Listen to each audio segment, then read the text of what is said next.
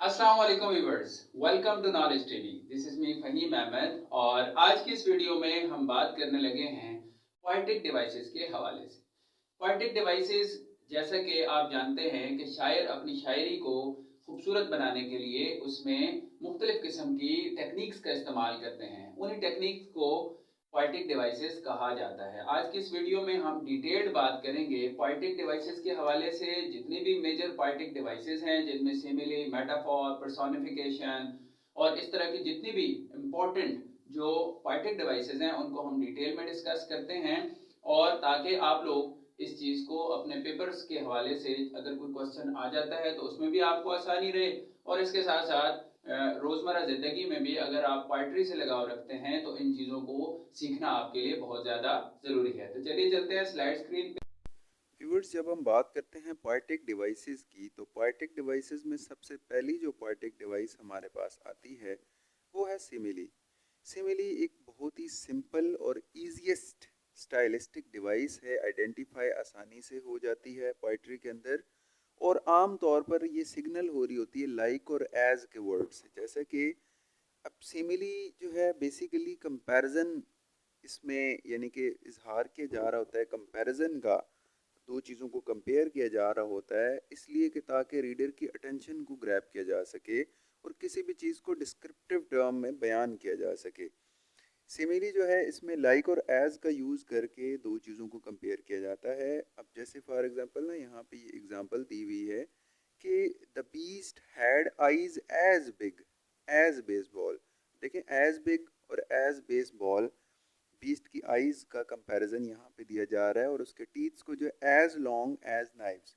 तो नाइव्स के साथ उनको जो है वो यानी कि उनको कंपेयर किया जा रहा है, और लाइक और एज का यूज़ यहाँ पे किया जा रहा है। तो इस लिहाज से सिमिली जो है that is a very simple to identify in the poetry. Next है हमारे पास मेटाफॉर। मेटाफॉर की जब हम बात करते हैं तो मेटाफॉर जो है बेसिकली वो क्या है, वो भी एक ही तरह का कंपैरिजन ही है। बट इसमें हम क्या करते हैं मेटाफॉर में कि हम लाइक और एज का यूज़ नहीं करते। मेटाफॉर जो है वो बहुत सारे मल्टीपल सेंटेंसेस पर स्पैन कर सकता है, मींस कि बहुत सारे सेंटेंसेस के पर मुश्तमिल हो सकता है। मेटाफॉर में और सिमिली में यही डिफरेंस है कि सिमिली में लाइक और एज आता है और मेटाफॉर में डायरेक्टली हम किसी भी चीज़ को वो क्वालिटी दे देते हैं। जैसे कि ना, that boy is like a machine. तो अब ये लाइक यहाँ पे आ गया ना, तो ये किसकी एग्जांपल हो गई? सिमिली की एग्जांपल हो गई। और अगर हम कहें ना कि that boy is a machine, अब डायरेक्ट उसको उस चीज़ से अटैच कर दिया तो ये क्या बन जाएगा हमारे पास? मेटाफॉर। तो ये बेसिक डिफरेंस है सिमिली का और मेटाफॉर का।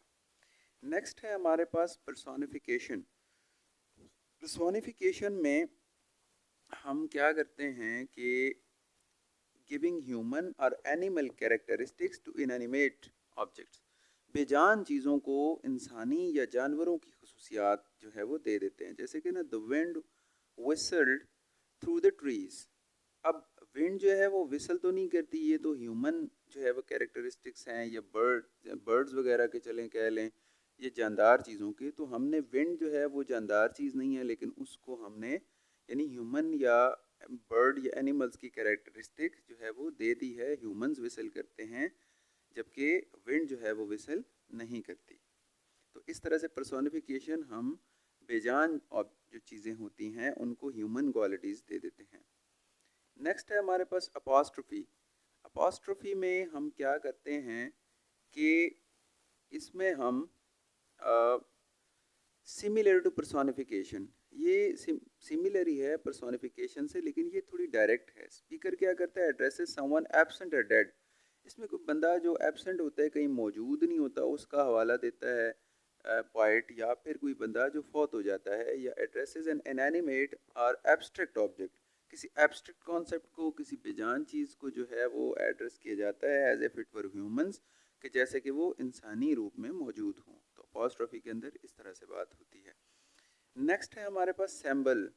सैम्बल जो है बेसिकली इसकी अगर हम इसको अगर हम देखें तो सैम्बल जो है assemble may be an object, a person और सिचुएशन। कोई बंदा भी हो सकता है, कोई चीज़ भी हो सकती है, कोई सिचुएशन भी हो सकती है, कोई एक्शन भी हो सकता है, कोई वर्ड भी हो सकता है, कोई आइडिया भी हो सकता है जिसका कोई लिटरल मीनिंग हो किसी स्टोरी के अंदर, as well as an alternation identity that represent something else. और उसकी ना लिटरल मीनिंग के अलावा कोई अल्टरनेट भी कोई आइडेंटिटी हो जो किसी और चीज़ को जो है वो जाहिर करती हो।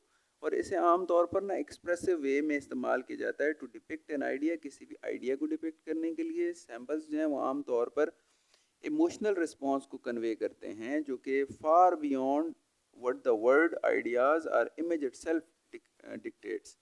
तो अब जो बाकी यानी कि वर्ड से, आइडियाज से और इमेजेस से आगे के होते हैं और ऐसे इमोशंस को ये जाहिर करते हैं, जैसा कि the sunrise portraying new hope. अब जैसे सनराइज का जिक्र आता है मींस कि नई उम्मीद का इजहार होता है। इसी तरह सनसेट होता है तो वो क्या होता है, एंड को जाहिर किया जाता है आमतौर पे। तो इस तरह से ये सारी चीज़ें जो हैं वो इस्तेमाल हो जाती हैं।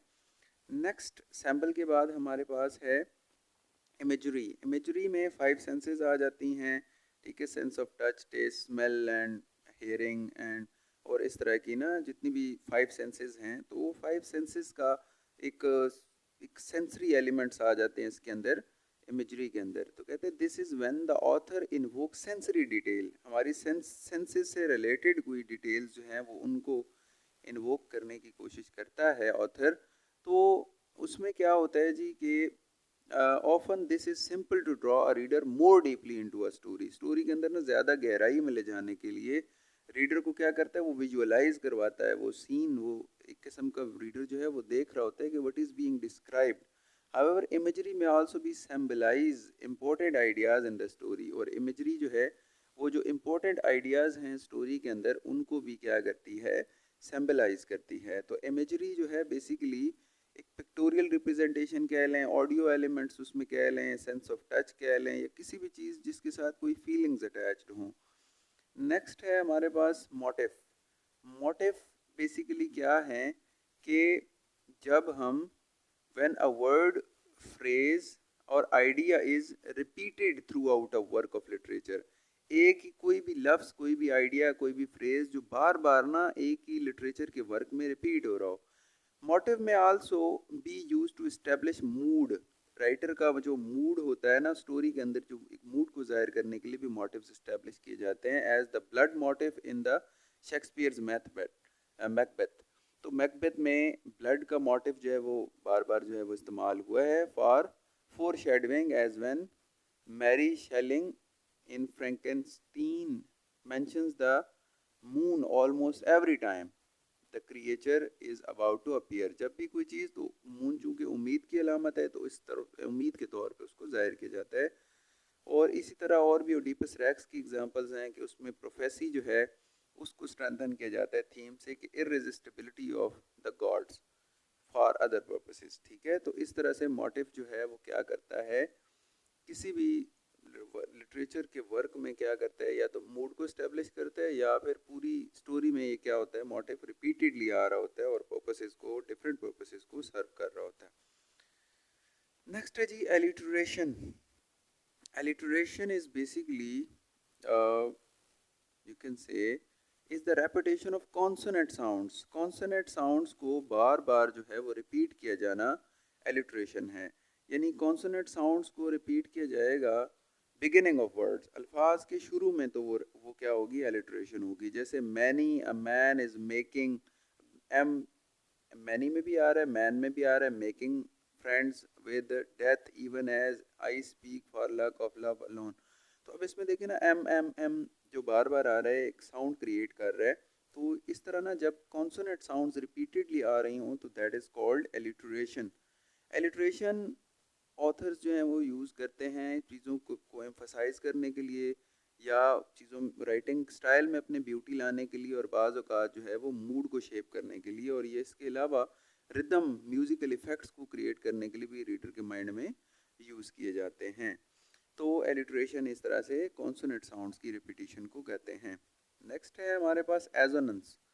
एजोनेंस बेसिकली क्या है कि सिमिलर टू एलिटरेशन, एलिटरेशन से ही मिलती जुलती है, रेपिटेशन है, बट एजोनेंस, कॉन्सोनेंस में कॉन्सोनेंट्स रिवाइज हो रहे थे, यहाँ पर एलिट्रेशन में कॉन्सोनेंट्स रिवाइज हो रहे थे स्टार्ट में, जबकि एजोनेंस में क्या हो रहा है, वॉवल साउंड्स जो है वो रिपीट हो रहे हैं मिडिल में वर्ड्स के, बिल्कुल ना सेंटर में, जैसे बेटर, दैट, मैटर्ड।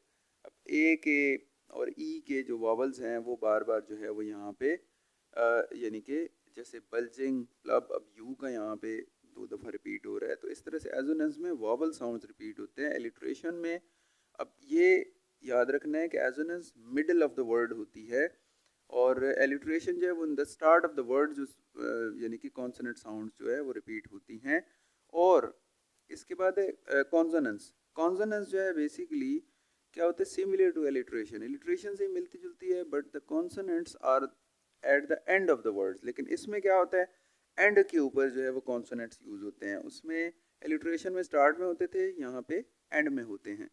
जैसे कि for example odds and ends, यहाँ पे तो एस, डी और एस की साउंड, फिर डी और एस की साउंड, शॉर्ट, फिर स्वीट, दोनों टी की साउंड्स, ठीक है।